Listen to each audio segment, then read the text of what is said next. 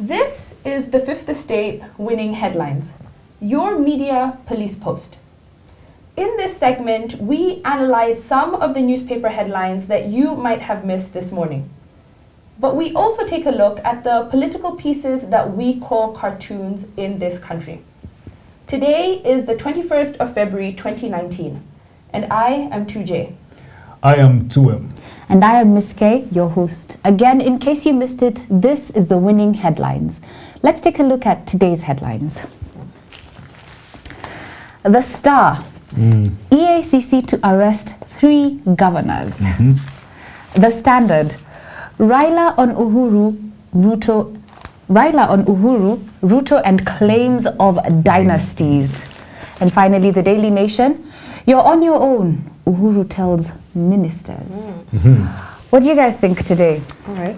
I think we start with the Nation. Yeah, sure, we can start with the Nation. You're on your own. So, Uhuru tells ministers, you are on your own, right? Now, this is what Jomo used to say to his cabinet. He says, ukiiba uko peke yako, you will carry your own cross, right? But I want to ask you ladies a question, right? When a bank is robbed, right? Have you ever seen a bank manager coming to tell the media how much was lost? Have you ever seen that? Why would they do that? You? No. Do you know why they don't do that? Right? Because the main ingredient of free markets is confidence, right?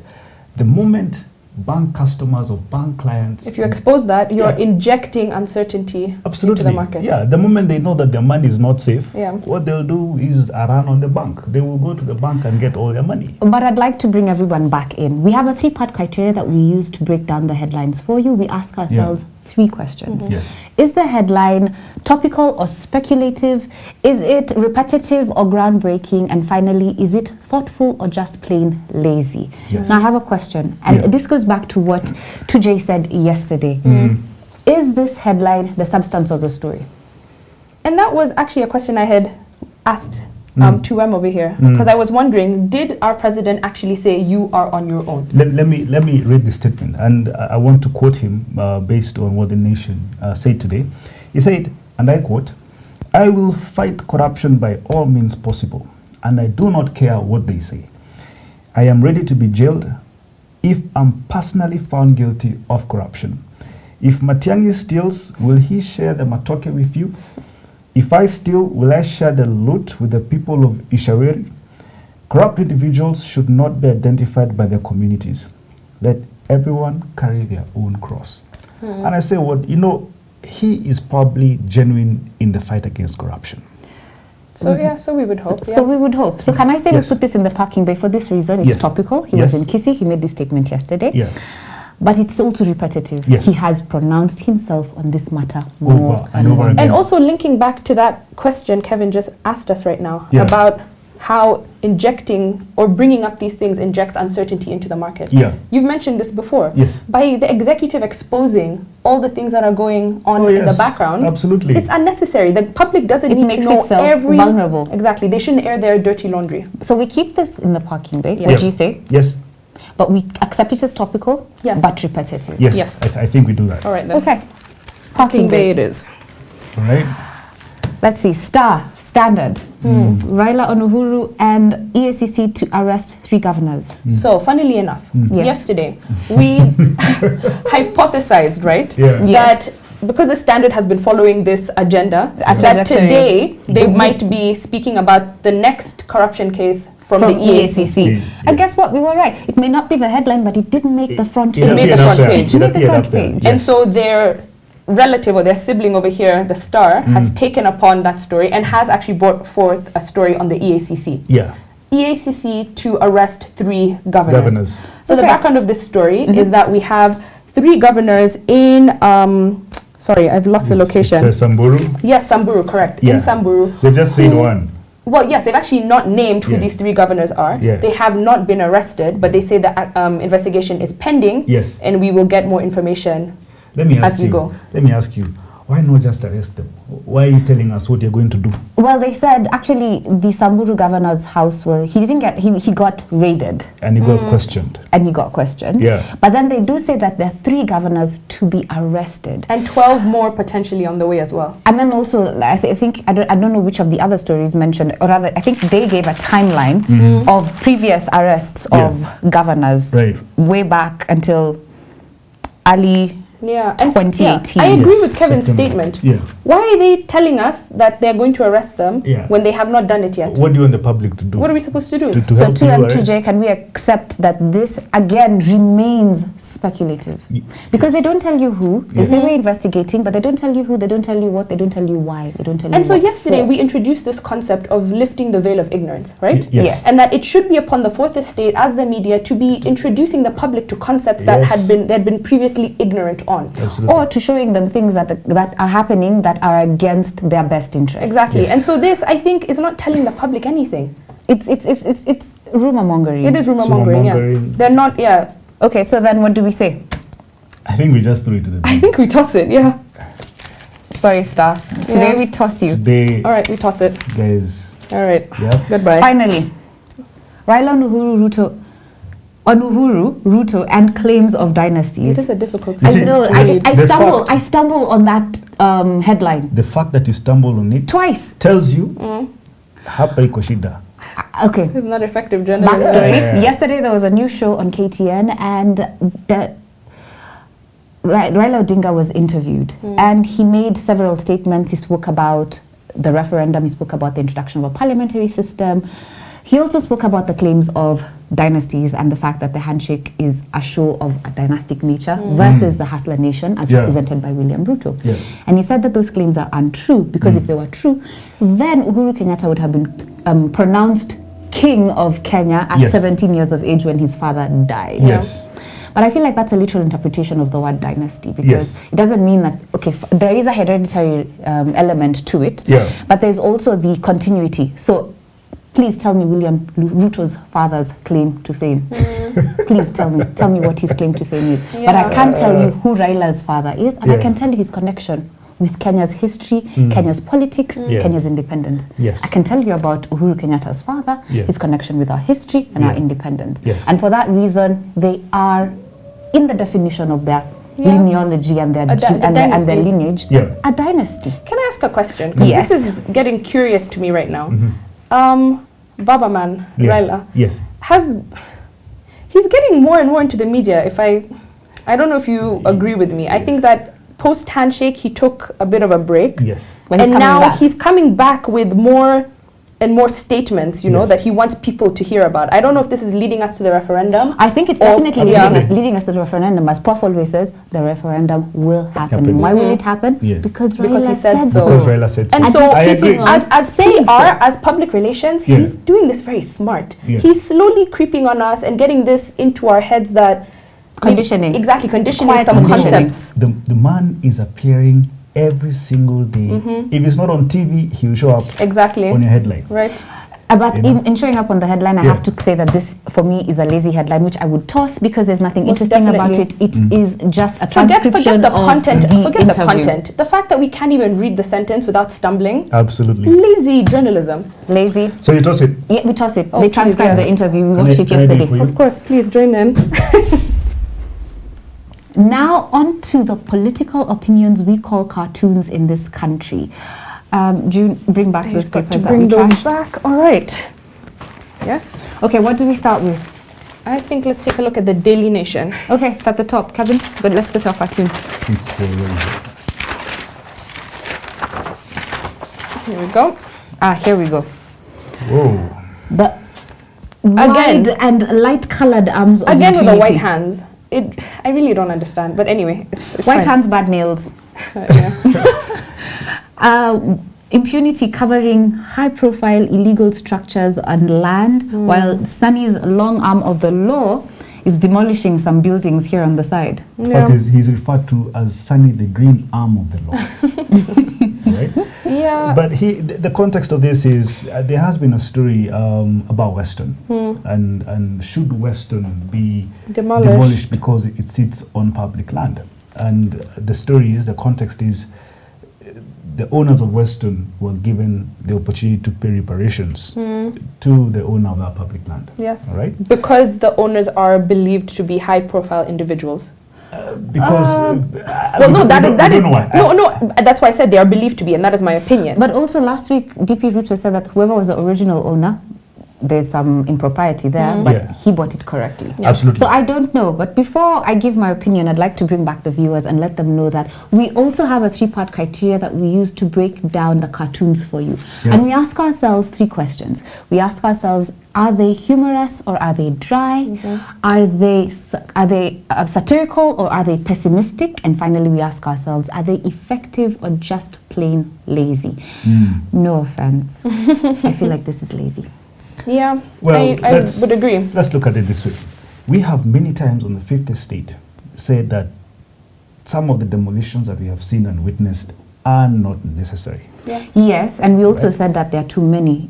At the rate at which they wanted to demolish would have Yes. a country not looking like one that's developing, Yes. but one that's retrogressing. A war zone, Yes, yeah. but this is also an example of the restorative order kicking in. Someone in government has realized that How convenient. How- That's all I'm going to say. How convenient. How convenient. Because if it was Nakumat UK, Sunny would not have. And this cartoon may have been more satirical, Yeah. more humorous, better if it was Nakuma Chuke Yes, put here. I Can we agree, just yeah. say this is dry and just let it It go? is dry. Yeah. No, it has a story.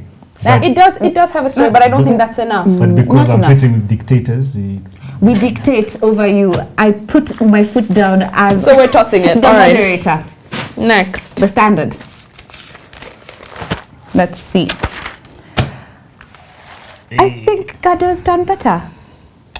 I Jubilee's beg to infighting, differ. and everything's being thrown out. All of the parts of the house, everything, including the washrooms, tires. My problem is that this story is Clothes. far too literal.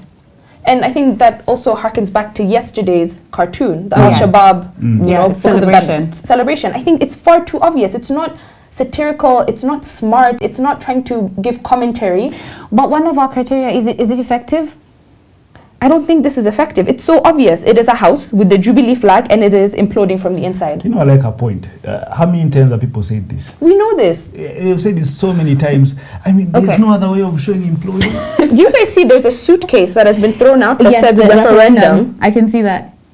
Yeah, interesting. I mean, okay, maybe if you look further, there might be some interesting elements, but I think it's far too obvious. Literal. Yeah, Far too literal. far too literal, most definitely. So do I have a 2 against 1? Unless there's an opinion you have that might change our minds. No, I just think that he's done better. I think that he's depicting the infighting within Jubilee in another way. Kevin has. And so we have it. All right, on to the last On one. to our last cartoon. The irony of higher education. I like this, all right? And the context of this is yesterday the CS of Education made an announcement that they will enforce HELB defaulters using the police. And this cartoon is, I believe it's a graduate, Yes. Yes. With a graduation wearing the cap. Graduation cap. and his legs have been held by the cops, all But right? the poor guy is trying And he's been to weighed go. down. But what's connected to his cap? Ball and chain. Heavy ball and chain They call with it held. So yeah, it's a ball and chain, Ball yes. and chain, all right? Yeah. Showing this guy has been so overwhelmed by life, and here you are asking about loans, Yeah. and then here is the police. To the lawyers in the room, is this should the police be going after civil matter, or is this an offense? Yes, it is an offense. According to the act that regulates HELB, it is an offense for you to default on your payments. And you have 1 year from the completion of your course to begin paying for the loan. Yeah. But It doesn't make any sense because if Yeah. we look at the statistics of these students who were mentioned, 50% of them are jobless. Yeah. And then others are unemployed. Right. So you're basically asking these people who do not have job prospects to Yeah. pay back a loan. Yeah. that they already asked for because That they, they asked for, needed exactly. help from the government to complete their Yeah. studies Exactly. in the first place. Yeah, So yeah. now you're asking me to pay it back Yeah. within a year of completing it, then and a then pop. you're giving, you already get a fine every Every month. time you don't repay your Yeah. loan. You default, Yeah. you pay 5,000 shillings. What You're happens? just setting me up to continually be paying government. What happens in other countries? So in other countries, we have the UK, for example, and they had considered cancelling all debt for students, and that would amount to 100 billion pounds. Yeah. Yeah. And I think it's a good idea. But they've also, the rules that they have in place are, for example, the income threshold before you are required to pay that loan is that you have an income of £21,000 per year. Wow. And what's equivalent to £21,000 in Kenya I would shillings? say that's just over 3 million Kenya shillings a year. It's a lot of money. That's a lot of money. And so they make it fair because they know that, as in Kenya, within 1 year, you might not have a job that is able to pay this back without destroying your livelihood. Absolutely. That's also true. And so they also have this rule that your debt is written off within 30 years. So if I do not pay back, they write it off in full in 30 years, they write off my debt. Another interesting fact that I was discussing with Kenya, sorry, with 2M. Maybe I'm Kenya. You wish, is that HELB falls under the Ministry of Education. Right. And so the Ministry of Education, their annual budget is just about 300 billion shillings. Kenya shillings, right? And so the money that HELB is trying to get back from these students amounts to 7.2 billion. That is 0.61% of their annual budget. But here's the point of HELB. HELB was meant to be a revolving fund. So you use, I pay for you, then you pay back so that I can pay for the next lot. So if you think about that logic, when the ministry is trying to get back that money, they're trying to make it available for the next lot. So that it keeps on revolving and keeps on getting more students to pass through the system. So maybe the system doesn't work because already the people who claim HELB funding are probably from a disproportionate or an underprivileged position. Absolutely. And we see when they graduate and they don't get a job, how are they going to get? Exchequer will still continue funding HELB. I think Tuamid asked a question before that I thought was very valid for this discussion. Do you want to remember that question and bring it back? Oh, yes. Should the CS adopt a more restorative or the restorative order than a retributive order? Maybe you could break down what that means for some of our viewers at home, right? Okay, I think we'll use our most simple terms in explaining. We'll just take the points: retribution, restoration. And retribution just has exactly what you see there in the word itself. It's a punishment. So it's more. It punishes you're punishing a person for their crime and getting other people not to do it because they can see the punishment and for their own good they don't want to be in it. But a restorative order is more about righting the wrong. The wrong that was done is now righted. So, for instance, with this one, I feel like it's more retributive because regardless of what you've done, of whether you've gotten a job or not, of whether you're making any money or not, you must begin repaying. You have to pay it back each month. And should you default, we slap on a penalty on you that keeps on increasing. What does that do to other students who had seen HELB as a way for them to get higher education? It'll make you see, here's the thing, you're caught in a catch-22. You become cautious.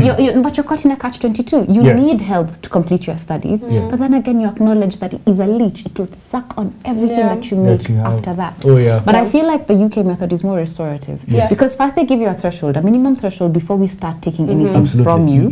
But then after we've done that, we also have an acceptance that some people just won't pay back. A grace period, a period of jubilee, if I was to call it that. One where we say, at this particular point, we cancel all debts and we begin afresh. And they say in the UK, they have a very small percentage of people who actually default. And it is because people are given time to grow into that debt before you're told, now start paying back. But do you know why? That tells me that there is a high trust threshold, all right?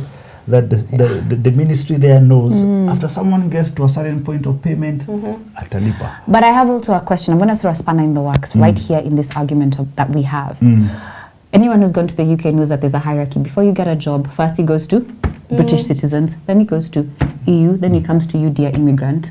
So, you, dear immigrant, still have the high burden of paying back all those things. It's dear UK citizen that has this restorative order. So I'm going to say something that Prof says and I think applies in this case. Who is the law for? They say justice is for the law is for the poor. Justice is for the rich. And on that note, this is your winning headlines. See you next time.